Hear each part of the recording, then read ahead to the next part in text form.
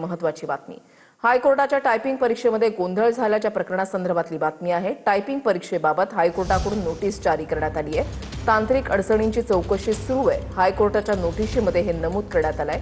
उमेदवारांना पुढील कार्यवाहीची अधिकृत माहिती देणार असं कोर्टाकडून सांगण्यात आलंय। विद्यार्थी आंदोलनावर ठाम, मीही विद्यार्थ्यांसोबतच, असं अभिजित दिपकेंनी म्हटलंय। तांत्रिक अडचणींची चौकशी सुरू असल्याचं आता हायकोर्टाकडून सांगण्यात आलेलं आहे। हायकोर्टाने एक नोटीस दिली, त्याच्यामध्ये हे सर्व मुद्दे जे आहेत ते नमूद करण्यात आलेले आहेत। राज्यातल्या वेगवेगळ्या भागांमध्ये हायकोर्टाकडून जी ऑनलाईन परीक्षा लिपिक पदाची घेण्यात येत होती, त्याच्यामध्ये प्रचंड गोंधळ झाल्याचं आज दिवसभर पाहायला मिळालं।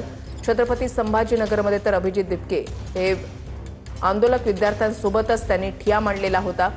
त्यांनी काही मागण्या केलेल्या आहेत। विद्यार्थ्यांच्या काही मागण्या आहेत की ही परीक्षा पुन्हा घेतली जावी।